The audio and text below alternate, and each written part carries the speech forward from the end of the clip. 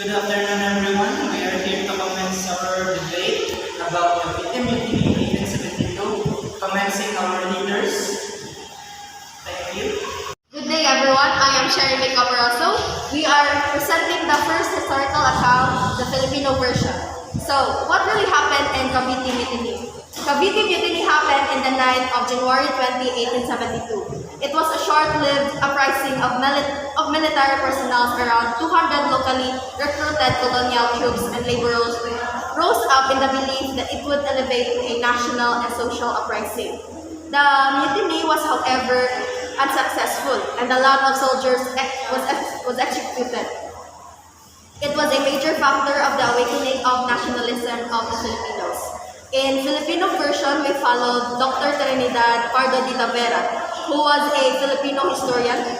According to him, the event was a merely mutiny of the natives, soldiers, workers in the Cavite arsenals who were disheartened because of the removal of the privileges when they used to enjoy earlier, including paying annual tribute and forced labor.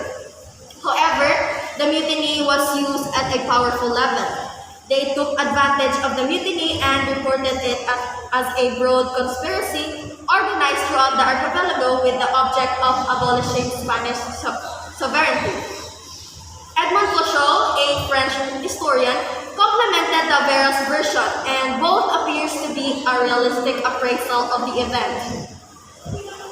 The Madrid government, without any attempt to investigate the real facts or extent of the alleged revolution reported by Izquierdo and the friars, believed the scheme was true. This led to the execution without thorough search of the accused leaders of the mutiny, Gomborza, the three martyr priests. Thank you. Alright, that was the time. Thank you, Ms. Caparoso. And now for the introduction of our Spanish accounts, we have Ms. Riolo. Please stand up. Good day, everyone. I am Jandanica Friolo, and I thank you for listening to this subject matter. Let me just share to you, please, that we all know that Cavite is a place in the Philippines, and it is located in the southern part of Luzon, right? And what is mutiny all about? So mutiny is an act of rebellion against an authority. So in our case, our team's stance is towards the Spanish version of the CAVITE Mutiny 1872 by Jose Montero y Vidal, a prolific Spanish historian and author who was residing in Manila during the event, and by Governor General Rafael Izquierdo, an assigned Spanish governor in the Cavite. In the documentation they had, the event that happened at the time was an attempt of the Filipinos to overthrow the Spanish government in the Philippines. As to why it is called a revolution, it is because the account of Montero and Izquierdo, it is believed that the Cavite Mutiny 1872 is a premeditated attack conspired by the educated, mestizos, native lawyers, citizens of Manila and Cavite, and the Filipino priests. And it is further proven as there were rebels who mistook the explosion from the fireworks as a signal to start the revolution. And since that date, January 20, 1872, coincided with the feast of the Our Lady of Loreto in the district of San Paulo. Thus, the 200-man contingent, led by Sergeant Lamadrid, started attacking the Spanish officials they saw and captured the arsenal. Thank you, Ms. Riolo. And now I open the rebuttal statement about the Spanish accounts that were said by Ms. Riolo. Please commence. Magandang hapon sa inyo lahat. Ako nga po pala si Monica Ando, galing sa Filipino version. Ayon kay Tavera, ang kaganapan ay isang simpleng pag-aalsa lamang dahil sa mga panahong iyon, ang mga Pilipino ay walang iniisip na humiwalay sa Espanya. Ngunit ang tanging gusto lamang nila ay ang pagsulong sa edukasyon. At Thank you for that wonderful statement, but according to Ivedale Izquierdo, it wasn't just a planned attack, but a planned revolution led by the three priests who were executed in the Cavite Mutiny, or the cost of Cavite Mutiny. It was also the proof that the priest wanted to eliminate, it was the three priests' plan to eliminate Izquierdo's leadership because they thought that it was a certain dominance in the Filipino country, especially in Cavite. That is why it was none other than a revolution.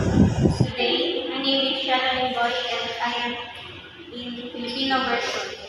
So, they're the one who support the claim of Tavera, which is the French writer Edmond Couture. According to him, the Filipinos just wanted reforms. However, their dreams ended when General Espardo arrived in Manila because General Espardo didn't like to give or to have the reforms to the Filipinos because of the Spanish government or the friars continued their political and economic dominance in the Philippine Islands. Based on a decree in Madrid, there is a school in Manila, the Society of Arts and Trades in Manila, 1871, that suspended of General Espardo. The reason why we believe the Filipino source, the Spaniards themselves were biased in the presentation of the events because they wanted to present their sides. The friars used the incidents as part of the larger conspiracy that they wanted to cement the political and economic dominance in the Philippine Islands. Then the last one is the Caviteños just wanted to have the equal rights, just wanted to enjoy the privileges.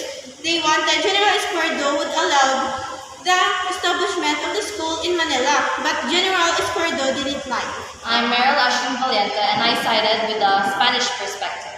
According to John and Schumacher's account, he stated that the three priests, Padre Gomez, Burgos, and Zamora, were active in the revolutionary movement against the Spanish. In the Spanish perspective, it is stated that the Gomborza was also active in the secular clergy. That's all, thank you. I am now commencing the question and answer to our debaters. The leader may proceed. So for our first question from Spanish side, how can you prove that the historical account of the Spanish version is more reliable? Version or the Spanish account is reliable because Izquierdo himself is a governor in the CAVITE at the time, and he himself is a witness of the event, the mutiny in the CAVITE. So we can say that the Spanish version is a reliable account. That's all. So I have a question for the Filipino account. So what makes it a reform when there was a planned attack at the time? Magandang hapon sa inyo lahat. Ako nga po pala si Monica Andong galing sa Filipino version.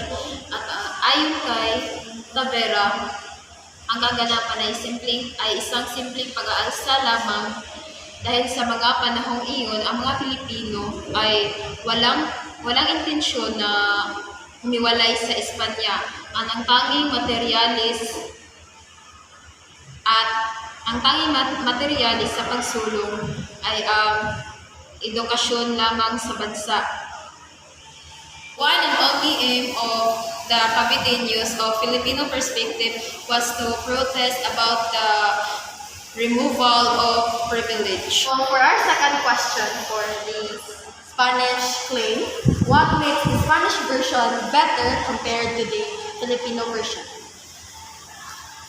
It was the three Filipino friars that led the revolution that what makes it better. And it was also the truth claimed by the accounts of the Spanish, which is Izquierdo and Mr. Ivedal. And here is for my question. If it was just a simple reform, why were the 200 contingent men was headed by Sergeant Lamadrid attack the Spanish officers? It wasn't attack, but it was a protest against Spanish government because of the dissatisfaction and unfair leadership by Izquierdo. So our question is, what were the proof that Gumborza was involved in the Cavite Mutiny? To Izquierdo and Montero, Gomborza was executed because they were believed to be the head or the leader of the revolution against the Spaniards. And for my question is, how does revolution solve the general's leadership? It wasn't a revolution, but a reform that made to talk for the peace and equal rights of Caviteños. Thank you so much. I believe that is all for the questions. Now we need to hear the conclusions of each group on what they think about the debate. Please comments. Cavite Mutiny and other uprisings and movements served as one of the first uprisings of Filipinos against Spanish repression. Even though they know that Spain would have more forces, they still fought until their end, resulting in the deaths of the three priests, Burgos, Gomez, and Zamora. Their execution is unjustifiable, and the Spanish side of the whole story is false and criticized as biased. Gutierrez provoked a relatively minor uprising, which he reported as a revolt to justify his provocation and subsequent deplorable actions. Historian Vidal swallowed Gutierrez's story. Pardo de Taverna and Blachot saw this as relatively minor. It was Gutierrez's action after the mutiny that made it into an event of consequence because of the animosity it created with the Filipino people.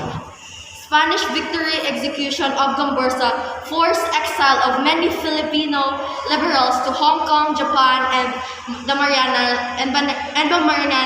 and other places, beginning of Filipino nationalism leading to the Philippine Revolution of 1896 and later the Philippine-American War. Thank you. Again.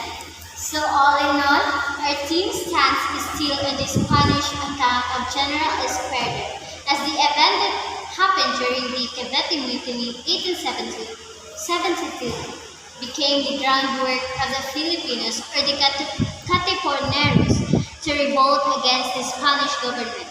And in the perspective of Spaniards, the execution of the three priests, the Gomborza, was right and just, as they were active in their secular clergy order, and for the Spaniards, the Gomborza was involved in the planned insurrection, overthrowing the Spanish government in the Philippines.